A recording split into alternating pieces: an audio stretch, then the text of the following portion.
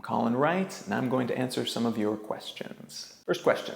Any advice for someone who's about to speak in front of a crowd for the first time? So I've been public speaking for, about 7 years now, and to varying degrees of success and expertise with that. The first time I ever gave a talk, I totally sucked.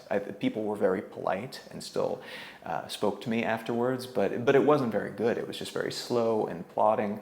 And what I realized early on as a result of that is that speaking in public is very different from just speaking to people interpersonally, and it's different from writing. It's even different than like speaking to a camera and posting it on YouTube.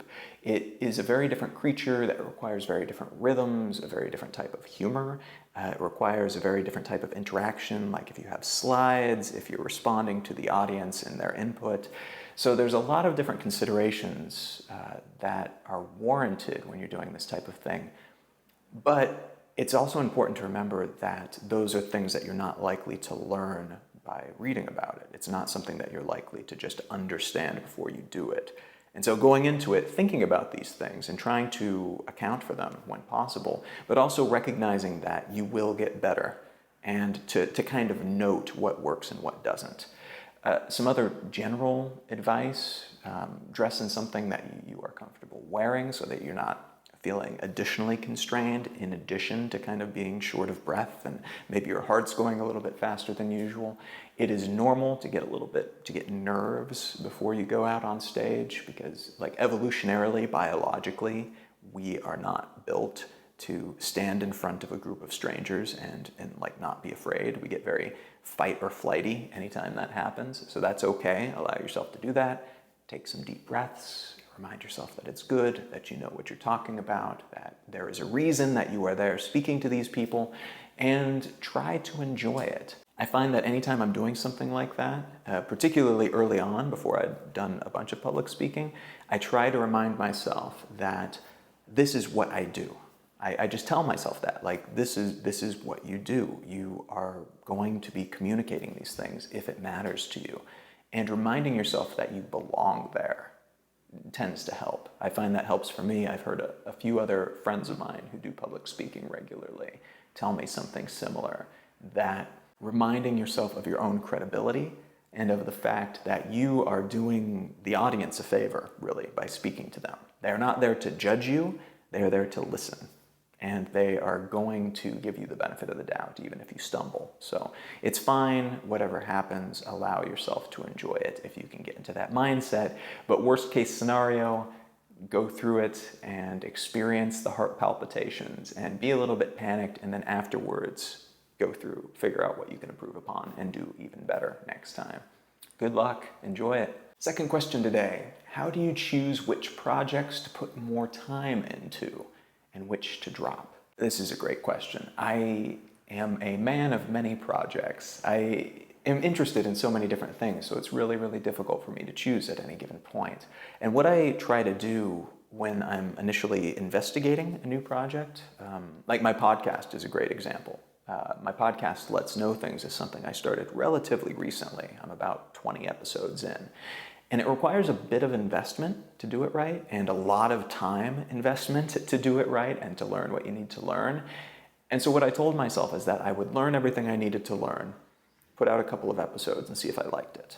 From that point, then I would get to maybe 30 episodes and see if I still like it.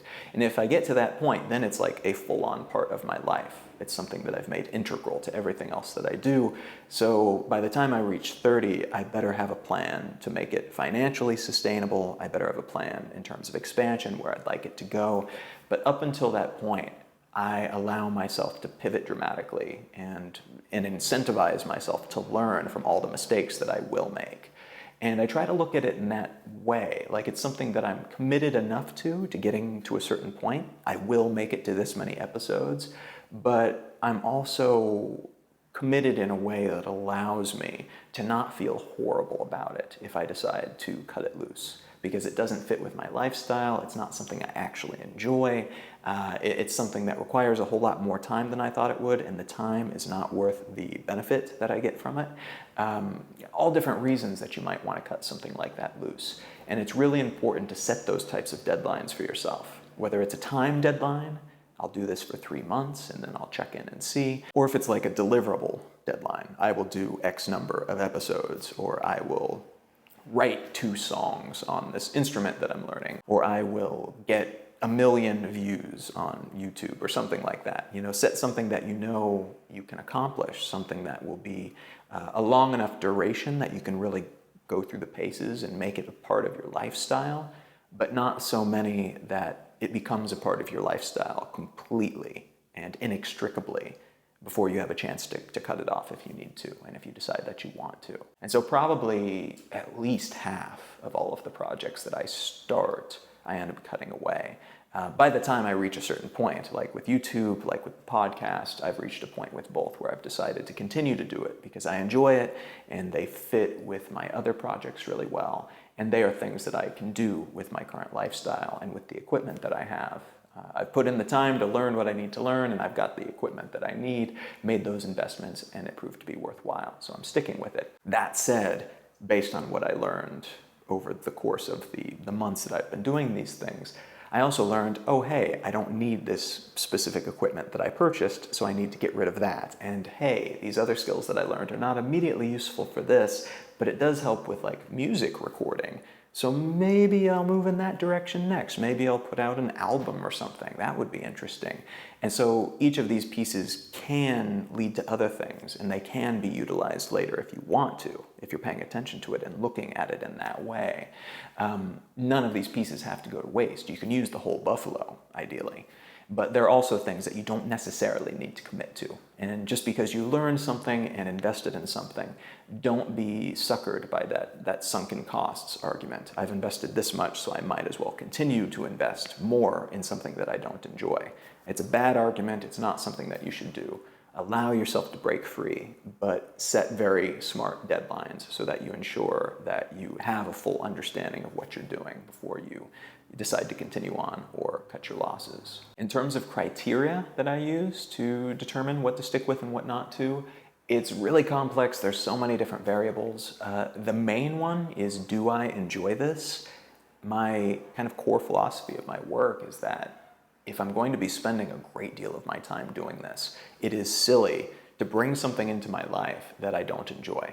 I should try to make sure that I'm enjoying the work that I'm doing so that I am incentivized to do it more, to do it better, to learn more about it, and so that I'm enjoying all of this time spent rather than suffering through something that may someday lead to something that I enjoy. So that's the core of it. In addition, ideally it ties in well with the other things that I'm doing or have done or might do.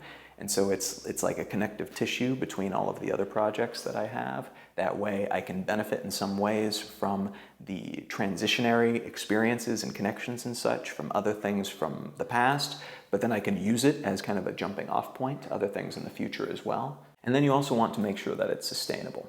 To me, there have been a few projects that I've undertaken that I think were great, and they could be great again in the future. I might pursue them again in the future, but they didn't make sense for the other things that I was doing in order to make a living monetarily, and they were not sustainable. They required a great deal more investment of time and money and other resources than I had available based on the other things that I had going on. So ensuring that you can enjoy something, that it plays well with the other things that you're doing and your other ambitions, and that you can sustain it financially, psychologically, in terms of energy, in terms of number of hours in the day. Those are all really important things to consider. Thanks so much for watching. If you enjoyed this video, a like, a comment, a subscribe, a share, all of these things would be very much appreciated. You can ask a question in the comment section below or on the Consider This Facebook page if you would like me to answer it in a future video, potentially.